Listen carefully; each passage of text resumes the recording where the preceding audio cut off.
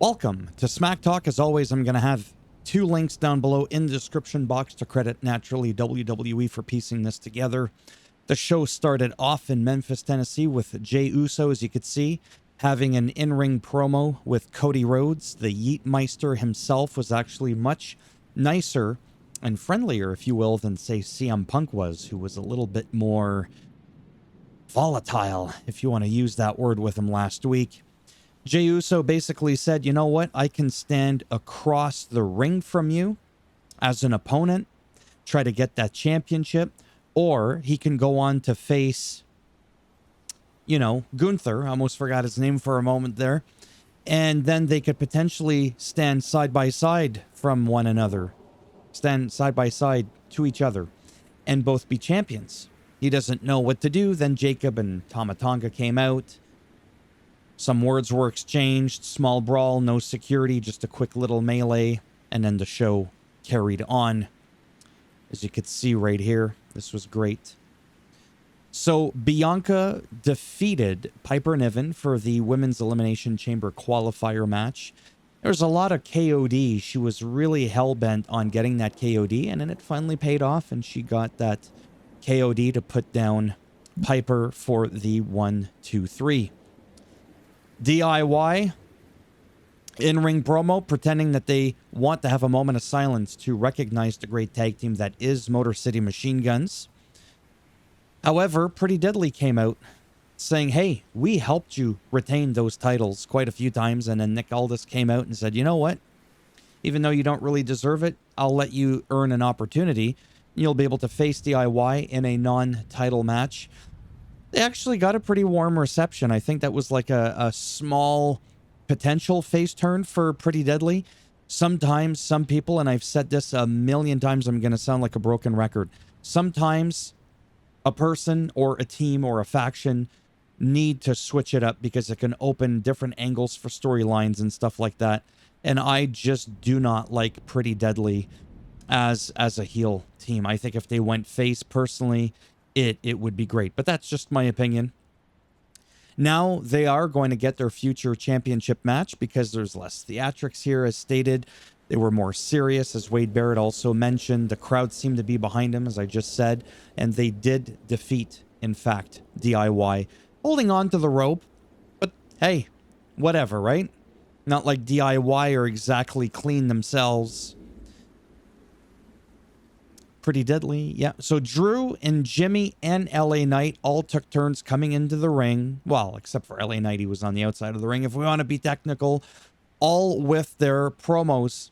And it was actually all really good. All these guys are actually really good on the microphone, which is probably why they were allotted some time for each of them to speak their piece. In the end, in a nice match as always, as I'm not surprised, between these three guys, Drew advances to the Elimination Chamber, as this was a triple threat match, and I really enjoyed this. Really not much else to say, truthfully. Kevin Owens, in-ring promo. No, sorry. In-car pro. It says right there, in-car, but somehow I still goofed it up. And he talked about the small package pile driver, talked about Sami Zayn, and essentially saying, you know what? I'm angry at Sami Zayn because he stood there and did nothing. He said, you watched idly by as Cody Rhodes almost ended my career and took my championship. Problem is, it was a ladder match. That's how it was supposed to be. Sami Zayn chose not to get involved, but he was still there at his side. So now he hates him. Sami is out indefinitely with an injury. And like I've mentioned before, when it comes to commentators, even Wade Barrett, who's supposed to be a heel commentator, even though that doesn't really exist anymore, was disgusted by the actions of Kevin Owens. But again, in true heel fashion, he would say, well, that's what happens when you don't stand by your friend and you watch him almost have his career ended. What kind of friend does that? Like it'd be so easy to defend Kevin Owens. That's something, again, my good old friend, well, he doesn't know me, but Jesse the Body Ventura would do, or would say rather.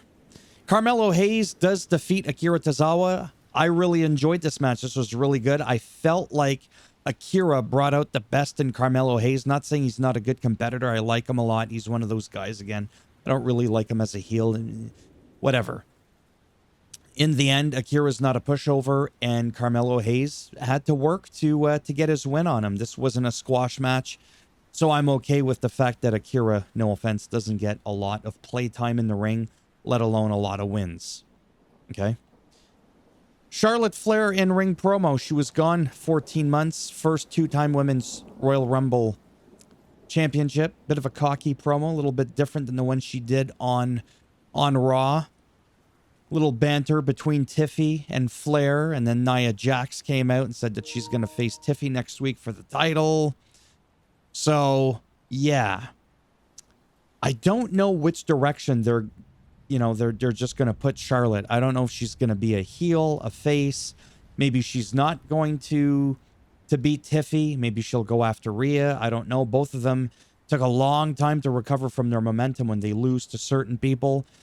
And that's just like what can happen at times. I still think it's interesting that they're potentially having Charlotte again, because I think I forgot about this. A couple of years ago, I got to close my eyes so I could focus. A couple of years ago, if I'm not mistaken, at WrestleMania 39, 38, 39, Charlotte Flair defeated Rhea Ripley for the NXT Women's Championship. So that does happen sometimes, but I don't know if it was because she won the Royal Rumble. I forget what she did, to be honest with you, a few years back when she won the Rumble. I'm just being honest off the top of my head. I don't remember. The point being, is she going to go after the NXT Championship? I don't think we want to see Tiffy and or Rhea Ripley lose their momentum to Flair. It seems like the masses have spoken out against Charlotte. I don't know why the thumb, that's kind of funny. My cursor, the hand was like pointing in her nose. I don't think people are done with Charlotte. I think people just want her to like slowly crawl her way back up into the thing. We gave her the Rumble. That's a huge thing. Now, again, only woman, to have ever won two Royal Rumbles. Maybe that's her welcome back gift, if you will. Not everything has to lead in a title match. Maybe she'll just lose, whatever. That will make it so that I think potentially people don't hate on her.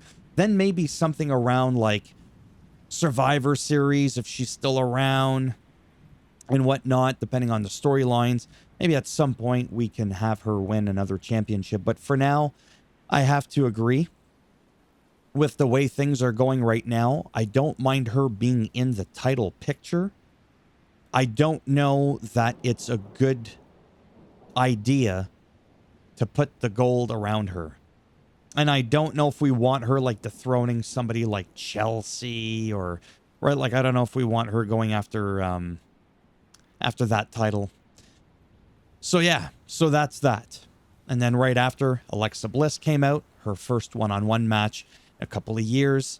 There's somebody else that does this move, and it eludes my mind right now. Yes, I know it was a little bit like Sister Abigail, which is why they said Abigail DDT. She goes to do the Abigail move right there, as you could see, but then she puts her arm back to spin it back into a DDT. Oh, I think it's Ludwig Kaiser. I think it's the Kaiser bun that does that move as well. Anyhow, this was nice. This was for the Women's Elimination Chamber match. First match one-on-one in 2 years. Didn't really seem to see any ring rust there whatsoever, which is really good. So now, so far for the elimination qualifier, we have Alexa, Liv, and Bianca. We still have 3 more women to go through to see who is going to be in that match. Cody and Jade defeat Tama Tonga and Jacob Fatu. Nice match as always. Again, like between these guys, never disappoints. For me, the highlight is still pretty much Jacob Fatu. I just really love that guy. Like, he's really growing on me. Sometimes, as I've said, doesn't matter who. You could be super talented and you just don't do it for me. It's like, whatever. If you just disappeared into the night tonight, I wouldn't miss you. Which it's gonna sound rude, but I'll say a Tongaloa who's out with a torn bicep. Not to be rude, you know what I mean? It's just kind of whatever. I'm just being honest. Whereas like Man, Tamatanga and Jacob Fatu, I love those guys. And I like them more than Solo Sikoa, even though Solo Sikoa, I've got years of investment in him as a character. I've got nothing against him. But like I said, Jacob Fatu, for me, is a hot commodity in that Bloodline 2.0, even though they're not referred to as such anymore. But whatever, I'm calling them that. And then post-match, how can we forget? This guy comes back, speaking of which. Thumb taped up and ready to go. Oh, yeah. Because with that in-ring promo that I forgot to mention earlier, Jacob Fatu, rather, says that he wants to bring that championship back to the family. He didn't say the bloodline, he said back into the family when he was speaking and addressing himself to Jey Uso. And that's it. Thumbs up as always. If you like the video, it does greatly help support the channel with the algorithm and trying to make me a little wee bit more relevant, so they say, in the search results when people are looking shit up online. And if you didn't like the video, go ahead, give it a thumbs down. Oh, and it's back now. It used to be this thing that would find its way sideways, shined right, nice and shiny. What was that thing The Rock used to say? Anyways, we're not going to get into what he used to say. The point is, the Solo Sikoa spike is back. And in case you forget what that means, Solo Sikoa, and he's Samoan. It's not the Samoan spike. Get it? It's the Sikoan. It's a play on words. And it's your thumb that he grabbed, okay? Like I said, I still can't get over that. I think it was 2 people or the same guy twice. I can't remember. Saying, why would you ever want to have your thumb in? I was like, whoa, I don't know what kind of shit you're into. I know it's 2025, but that shit ain't flying with me. It's your own thumb. And that's enough talking about that. Did I say that already? I see now I'm getting distracted. ADHD, OCD, my brain's all over the place. How about if you want to subscribe, great, and if not, whatever. Thanks for stopping by anyways. Take care. Let me know about anything. All things wrestling, of course. Down below, even if it's NXT, the show I don't watch. Hell, it could be AEW. If it has to do with wrestling and you have something you want me to potentially cover, I'll see if I have time and I'll get into it, research it if I don't already know about it, whatever that thing is. I'll try to make a video on it, get an extra 17 views on the channel. Take care. Bye for now.